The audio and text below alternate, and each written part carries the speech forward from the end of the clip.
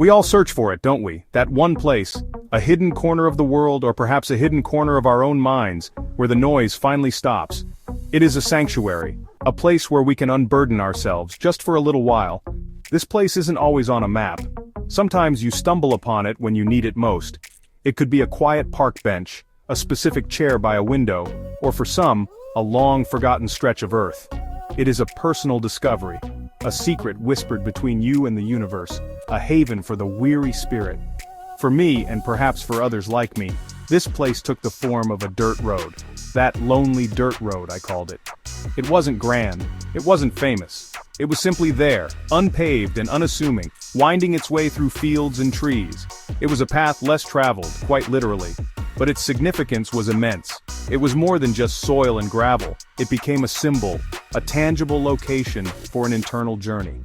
It was a place where the world outside faded into a gentle hum, allowing the quieter sounds of the soul to finally be heard, to finally resonate. This journey to the dirt road was often a pilgrimage of the heart. It was in the stillness of that place, surrounded by the patient wisdom of nature, that a spiritual awakening could begin. The rustling leaves seemed to carry ancient secrets. The open sky felt like an invitation to look beyond the immediate. It was here, away from the relentless demands of daily life, that the spirit could stretch, breathe, and begin to mend. This awakening wasn't a sudden flash of light, but a slow, gentle unfolding like a flower turning towards the sun, a quiet understanding that there is more to life than the rush. Finding this road, this sanctuary, was an act of deliberate seeking. It was a conscious choice to turn away from the cacophony and seek out the quiet. It represented a decision to prioritize one's inner peace, even if only for a few fleeting moments each day or week. This act of finding, of claiming a space for emotional refuge, is the first crucial step. It is an acknowledgement that we need these moments, these places. It is a quiet rebellion against the pressures that tell us to keep moving, to keep performing, to never stop, and a brave step towards listening to ourselves. No matter how serene the sanctuary, we do not arrive empty-handed. We bring our baggage with us. Every worry, every regret, every unspoken fear. These are the invisible suitcases we haul through life, their weight often imperceptible to others but deeply felt by us. This emotional cargo, filled with past hurts and future anxieties, comes along for the ride, even to the loneliest dirt road. It's packed tight with memories, with disappointments, with the quiet hum of sadness that can linger for years, often unseen, but always present. The beauty of that dirt road, however, was its capacity to hold it all. The solitude it offered was not an empty void, but a gentle embrace. Here, with no one to perform for, no expectations to meet, the locks on those heavy suitcases could finally be unlatched. The contents could be spread out, examined in the soft light of introspection. The road didn't judge, it simply was.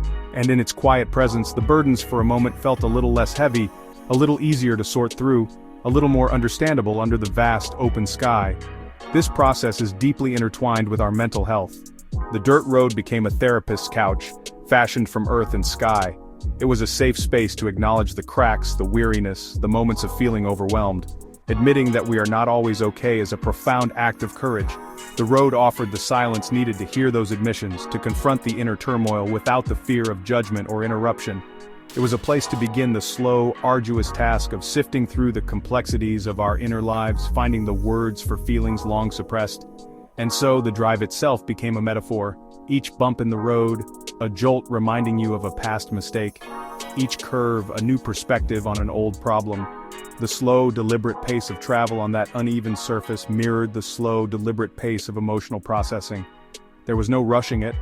The journey along that lonely dirt road was not just about escape, it was about progression, however incremental.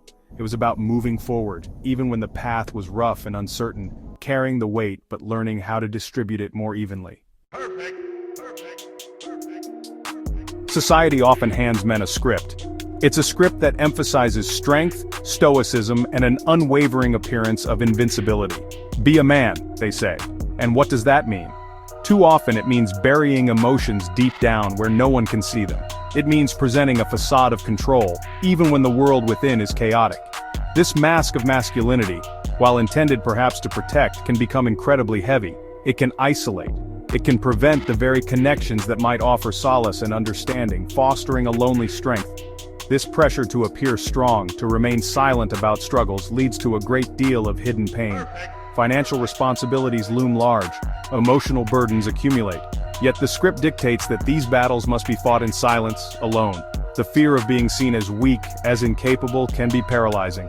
So the pain is internalized, often manifesting as anger, as withdrawal, or sometimes as a quiet desperation that gnaws away at the soul. This hidden suffering is a lonely companion, a constant reminder of the perceived need to uphold an unyielding image, regardless of the internal cost. This pattern of silence and stoicism is often a generational legacy. Fathers taught by their own fathers pass down these traditional values. They teach their sons to be tough, to suppress tears, to man up. It is a cycle of inherited pain, where emotional expression is stifled, and vulnerability is seen as a failing rather than a human trait. This legacy, though often well-intentioned, can inadvertently perpetuate emotional isolation.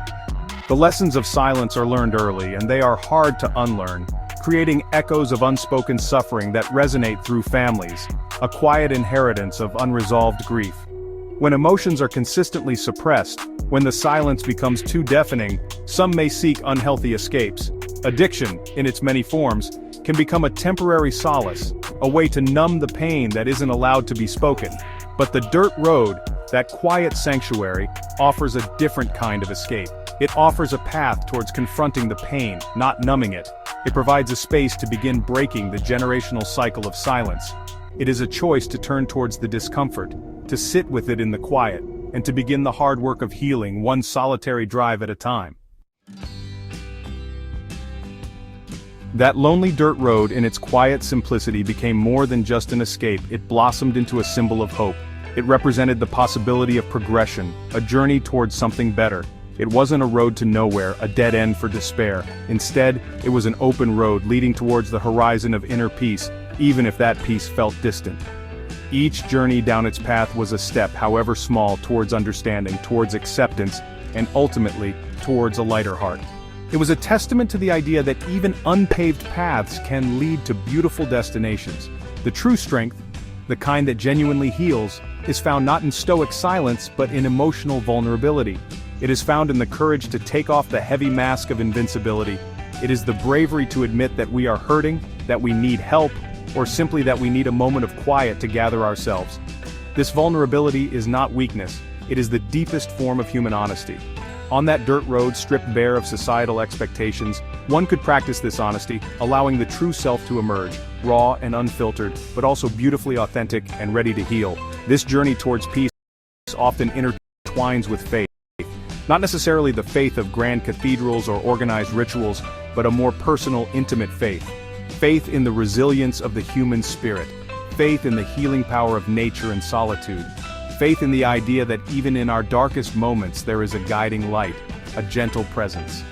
The quiet of the dirt road could become a prayer, a silent conversation with something larger than oneself, a space to feel connected to the universe, and to the enduring hope for redemption and renewal.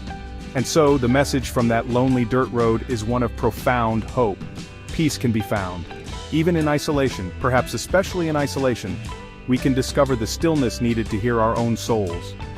The road teaches us that healing is a personal journey, often walked alone, but leading towards a connection with ourselves that is invaluable. It encourages us to find our own dirt roads, our own sacred spaces, and to embrace the journey with an open heart. For in the quiet, in the vulnerability, in the courageous act of seeking, lies the promise of peace.